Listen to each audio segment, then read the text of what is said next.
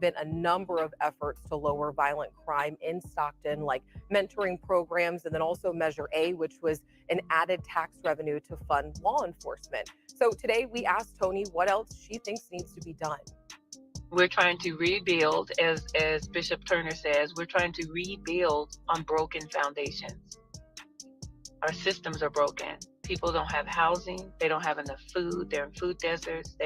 They don't have shelter. They don't have enough money.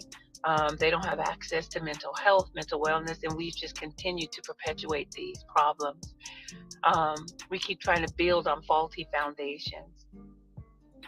We need to stop, and we need to figure out where the cracks are, where the darkness is at in our systems, and we need to shed light in those areas. Really do some real restorative work.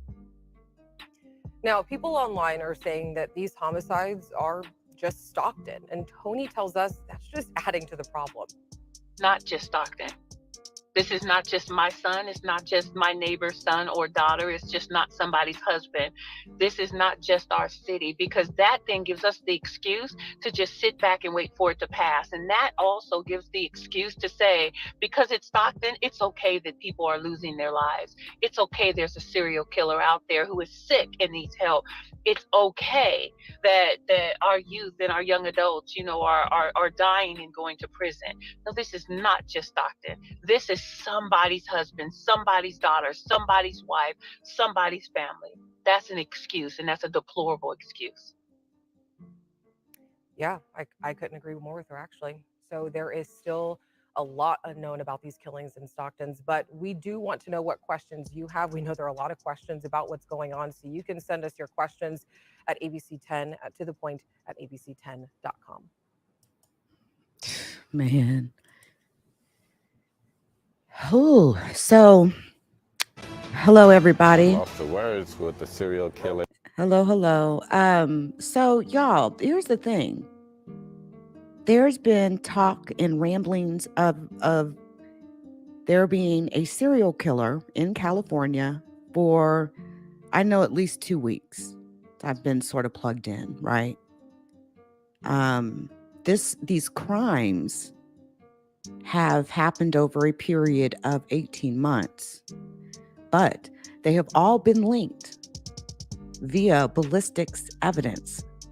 So there appears to be a man, if that's who we seen on that video,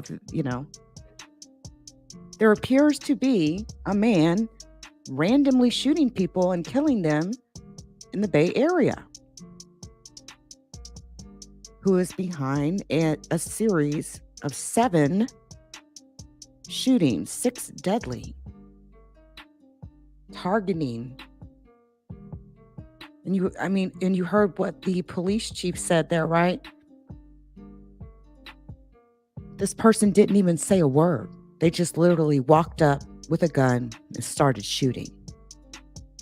And see, that's what makes the difference between a mass shooter and a serial shooter, or a mass killer or a serial killer. Typically, mass killers, they kill in large masses, whereas serial killers may stretch their crimes out over years, decades.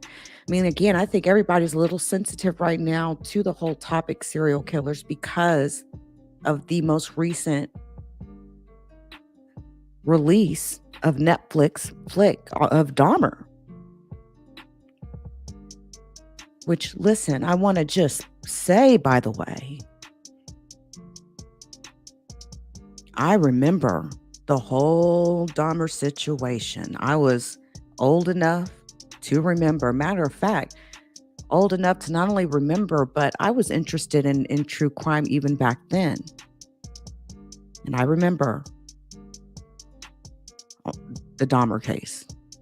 We'll never forget that video footage of the hazmat team bringing out a bucket or a 55-gallon drum that had the bodies of 3 men in it, sitting in a sludge of acid. Dahmer was sick. I think a lot of people are talking about Dahmer because let's just keep it just 1,000. The acting all the way around, phenomenal. Evan Peters did that. He did that. I think that sort of launched Evan Peters into a whole new stratosphere. I think dude really likes acting, man, because that scene in which Dahmer killed, I believe it was the hitchhiker. I believe it was his first killing. Now, of course, we can only go off what Dahmer says, in which he claimed to have hit the man with a barbell. But man, Dahmer got really sick and demented about his stuff, okay? Like, felt like eating his victims would make them a piece of him and he would control them forever. I mean, just some real weird, wacky stuff. And people justify doing things, sometimes some of the worst shit. I mean, here another thing people they didn't really talk about too much on the whole Dahmer show, but Dahmer, when he would proceed into like murdering these men, he had created like a ritual of sorts in which he would be chanting to Satan. Okay. We're talking about drilling into men's heads and pouring acid, doing lobotomies on these men to render them, to incapacitate them and to render them completely helpless. He would have preferred that his victims stay alive for a while in a catatonic state. And all the while he would be getting himself pumped up to commit murder, okay? And he's already got dead bodies around his house, penises in his freezer, heads in his freezer, hands in his freezer, heads in his refrigerator, chilled. The smells that were emanating from Dahmer's unit.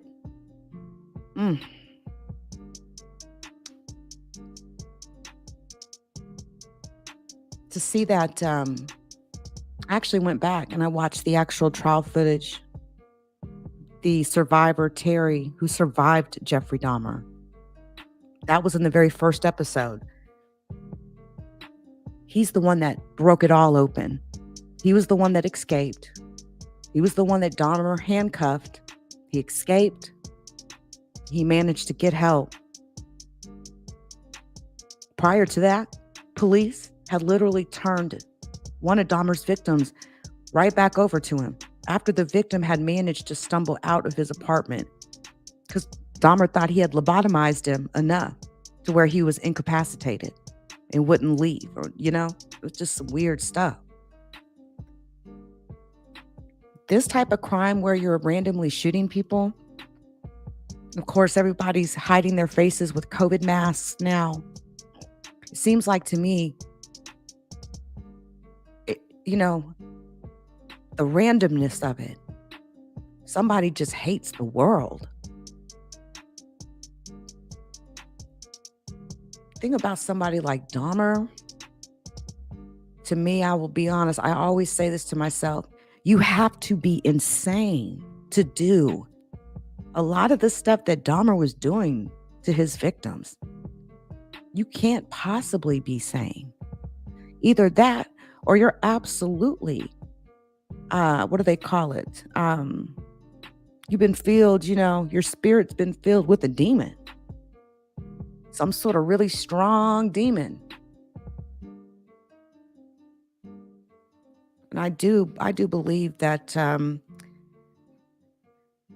that demons do exist and most definitely help to pull people, into doing fucked up shit at every turn.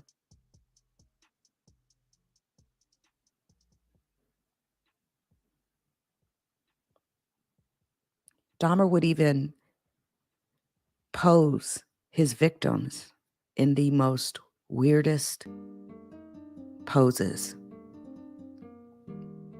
And then he would take pictures. There was one in which he had cut off the person's head, and he posed this person's body, almost as if that person was like doing a backflip, right?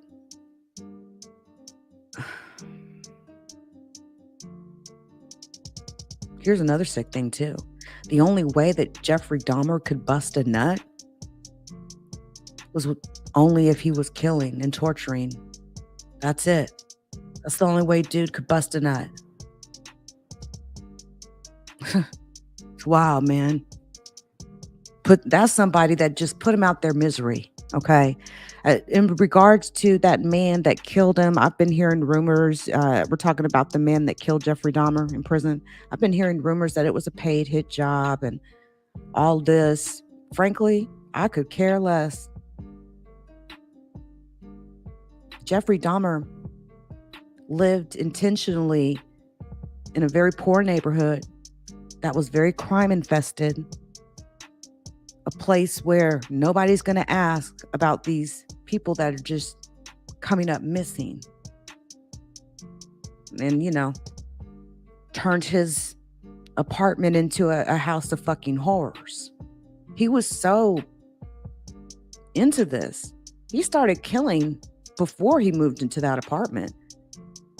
He started killing when he was living at his grandmother's home. And it was, although the grandmother hasn't necessarily been always portrayed in the greatest light, but apparently she caught Jeffrey one night about to kill a man that he drugged. That's another one of Jeff Dahmer's survivors. Managed to outlive Jeffrey Dahmer.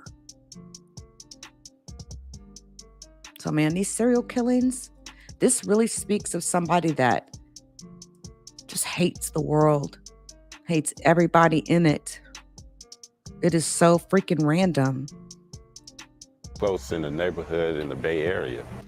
The search for a serial killer in the Central Valley has now come to the Bay Area. Investigators say they believe the person behind a series of deadly shootings in Stockton targeted a man in Oakland. Good evening. I'm Julie Hayner. And I'm Mike Meeback. At least 6 deadly shootings have been linked to the serial killer. 5 of them happened this year in Stockton, but now investigators say a deadly shooting in Oakland last year may also be connected. Our investigative reporter Brooks Jarosz has been digging into the Oakland case and how it's tied to the other killings. Brooks, what have you learned?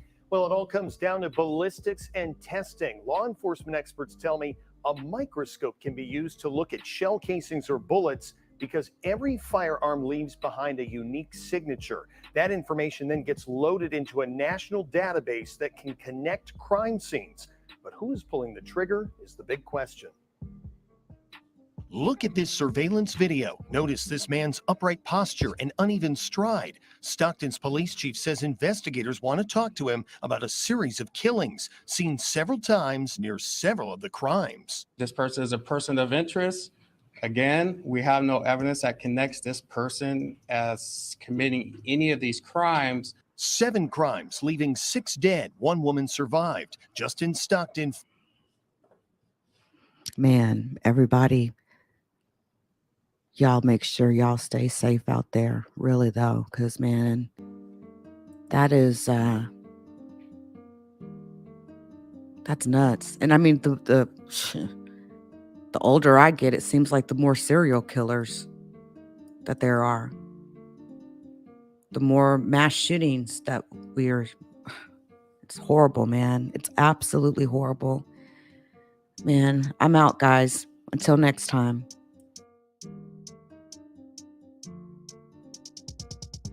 Five deadly shootings in recent months. All men, all Hispanic, all ambushed, killed alone in the dark. A similar story playing out in East Oakland last year. I was asleep in the house and